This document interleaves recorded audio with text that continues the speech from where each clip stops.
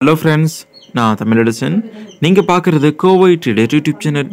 நம்ம யூடியூப் சேனலில் தினமும் ட்ரேடிங் செய்கிறதுக்கு தேவையான important news, market updates, mutual fund, FIIs, bulk investment and individual ஸ்டாக்ஸோடைய corporate actions, quarterly results, breakouts, price action, trading methods இதை பற்றி தான் ஷேர் பண்ணுறோம். அண்ட் கூடவே நம்ம சப்ஸ்கிரைபர்ஸ் கேட்குற கொஸ்டின்ஸ் அண்ட் டவுட்ஸ்க்கு ஆன்சர் பண்ணுறோம். வணக்கம். இன்று மே 31, 2024.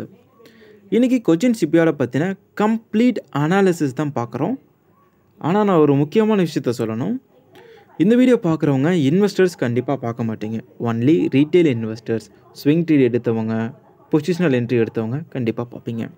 உங்களுக்கு ஓப்பனாக சொல்லணுன்னா ரேஷியோ அனாலிசிஸ், அதாவது profit margin ratio, operating ratio and cash current ratio, இந்த மாதிரி எந்த விதமான ரேஷியோவும் உங்களுக்கு கை கொடுக்காது. ஏன்னா இதெல்லாம் லாங் டேர்ம் இன்வெஸ்டர்ஸ் தான் கை கொடுக்கும். ஷார்ட் டேர்மில் ஒரு பங்குடைய சர்விக்கும் ஏற்றத்திற்கும் அதில் வர்ற நியூஸ் தான் காரணம். ஆஹா ஓஹோன்னு வர்ற நியூஸ்னால ஏறும், ஐயோ கடவுளேன்னு வர்ற நியூஸ் வந்துச்சுன்னா இறங்கும். அவ்வளோதான், சிம்பிள். ஸோ ரீசன்ட் நியூஸஸ் என்னென்னு பார்ப்போம். அப்புறம் சார்ட் அனாலிசிஸை பார்த்துட்டு டாடா ஸ்டீலையும் ஒரு கிளான்ஸ் பார்த்துட்டு இந்த வீடியோவை முடிச்சிடலாம். கொச்சின் ஷிப்யார்டோட குவார்ட்டர்லி 4 ரிசல்ட்ஸை வெளியிட்டாங்க சமீபத்தில். கம்பெனி நல்ல ப்ராஃபிட் தாங்க பண்ணால், கிட்டத்தட்ட 7 மடங்கு இவனுடைய ப்ராஃபிட் உயர்ந்துச்சு. லாஸ்ட் குவார்ட்டரில் மட்டும் 258.9 கோடி ப்ராஃபிட் பண்ணியிருந்தான். அதாவது ப்ராஃபிட்டபிள் கம்பெனி தான் இது. ரெவன்யூ ஃப்ரம் ஆப்ரேஷன்ஸ் 114% உயர்ந்துச்சு, அதாவது டபுள் ஆயிருச்சு. சுமார் 1286 கோடி ரூபாய் ரெவன்யூ ஜென்ரேட் பண்ண இந்த கம்பெனிக்கு ஏகப்பட்ட ஆர்டர்ஸ். இன்றைக்கி கூட 100லேருந்து 250 கோடி ரூபாய் மதிப்புள்ள ஆர்டர் கொச்சின் ஷிப்யார்டோடைய சப்சிடரி கம்பெனியான உடுப்பி கொச்சின் ஷிப்யார்ட் என்ற கம்பெனிக்கு கிடச்சிது. ஸோ இதனால் 3% இன்றைக்கி உயர்ந்திருக்கான். அதுக்கப்புறம் போன வாரம் ஒரு அமெரிக்கன் கிளைண்ட் கிட்டேருந்து பல்க் ஆர்டர் வந்துட்டு நிறைய ஆர்டரை செக்யூர் பண்ணிட்டு வரான். ஸோ ஃப்யூச்சர் க்ரோத் நல்லா தான் இருக்க போகுது, ஓகேங்களா? ஸோ அதை நினச்சி நீங்கள் பயப்பட வேண்டாம். இப்போ கம்பெனி எந்த அளவுக்கு உயர்ந்திருக்குன்னு நான் சொல்லி தான் உங்களுக்கு தெரியணும்னு கிடையாது, இருந்தாலும் பார்க்கலாம்.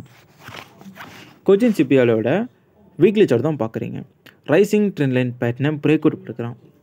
இந்த இடத்துல நல்லா பாருங்கள், 2018 அந்த ஒரு ரெசிஸ்டன்ட் மாதிரி இருக்கா, அங்கேருந்து ஜாயின் பண்ணால் 2023 ஒரு ரைஸ், ஏகப்பட்ட ப்ராஃபிட் கொடுத்துருக்கான். அதுக்கப்புறம் டவுன்ஃபால், மறுபடியும் மேலே போகும்போது அதே, அதாவது டபுள் டாப் மாதிரி அந்த இடம் இருக்குது. அந்த இடத்துல ஒரு சின்ன சர்க்கிள், அதுக்கப்புறம் தான் நடந்துச்சு பிரேக் அவுட். ஸோ இந்த பிரேக் அவுட் ரொம்ப வேலிடான பிரேக் அவுட். நான் பார்த்துருந்தா கண்டிப்பாக பை பண்ண சொல்லியிருப்பேன், பட் நான் இந்த ஷேரை வந்து மிஸ் பண்ணிட்டேன். பாருங்கள், பிரேக் அவுட் கொடுத்தான், கிட்டத்தட்ட 400% ரிட்டர்ன்ஸை கொடுத்துருக்கான். ஸோ இப்போதைக்கு ஒரு சின்ன ப்ராஃபிட் புக்கிங் வரும். இந்த நேரத்தில் புது என்ட்ரி வேண்டாம். என்ட்ரி எடுத்திருந்தீங்கன்னா தாராளமாக ஹோல்டு பண்ணுங்கள். லாங் டேர்முக்கு நல்லா இருக்கும், ஷார்ட் டேர்ம்லேயே நல்ல ரிட்டர்ன்ஸ் கொடுப்பான். ஒரு சின்ன டவுன்ஃபால் வரும். 9 டே மூவிங் ஆவரேஜை சப்போர்ட்டாக வச்சுக்கோங்க. அந்த 9 டே மூவிங் ஆவரேஜை க்ராஸ் பண்ணி கீழே வரும்போது எக்ஸிட் ஆகிடுங்க, இல்லைனா அது வரைக்கும் ஹோல்டு பண்ணுங்கள். ஷேர் இன்னுமே பாசிட்டிவாக தான் இருக்குது. நெக்ஸ்ட்டு அடுத்து டாடா ஸ்டீல். டாடா ஸ்டீலோட வீக்லி சார்ட் தான் பார்க்குறீங்க. இதோட கரண்ட் மார்க்கெட் ப்ரைஸ் ₹167.20. இப்போது தொடர்ந்து சரிவை நோக்கி விழுந்துட்டுருக்கு இந்த கம்பெனி. நிறைய பேர் 165, 190, 169 இந்த ரேஞ்சில் வாங்கியிருக்கீங்க. ஸோ அவங்க வீடியோ பார்த்தீங்கன்னா கீழே கமெண்ட் பண்ணுங்கள். உங்களை சொல்லி தப்பு இல்லை, ஏன்னா வீக்லி சார்ட்டில் ஒரு ரெசிஸ்டன்ட் வந்துச்சு. ஸோ நான் என்ன சொல்கிறேன்னா, இந்த கம்பெனியோட ரீசன்ட் நியூஸஸ்லாம் எடுத்து பார்க்கும்போது Q4 ரிசல்ட்ஸில் ரூபாய் 554 கோடி ப்ராஃபிட்டை காமிச்சிருக்கான். பட் போன வருஷத்தோட கம்பேர் பண்ணும்போது இதோடைய ப்ராஃபிட் 65% வீழ்ச்சி அடைஞ்சிருக்கு.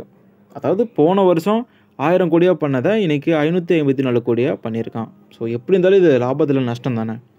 ரெவன்யூ ஃப்ரம் ஆப்ரேஷன்ஸ் 58,687 கோடி ரூபாய் வந்திருக்கு. இதுவும் போன வருஷம் ரெவன்யூலேருந்து 7% கம்மி.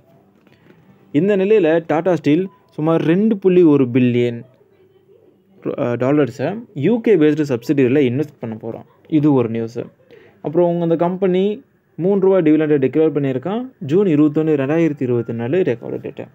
ஸோ இந்த மாதிரி செலவுகள்லாம் அடுத்தடுத்து இருக்கிறதுனால இந்த ஷேரை மேலே கொண்டு போகிற மாதிரி எந்த நியூஸும் கிடையாது. ஸோ அதனால் அதிகமான செலவுகள் வச்சுருக்கிறனால எந்த இன்வெஸ்டரும் இதில் பை பண்ண இன்ட்ரெஸ்ட்டாக இல்லை. ஸோ கம்பெனி கீழே விழுந்தால் ஒரேடியாக விடமாட்டான். $165.94 ஒரு சப்போர்ட் இருக்குது. டெய்லி சார்ட்டில் பாருங்கள். புது என்ட்ரியை தவிர்த்துருங்க. காரணம் ட்ரெயிலிங் ஸ்டாப் லாஸை ஹிட் ஆயிடுச்சு.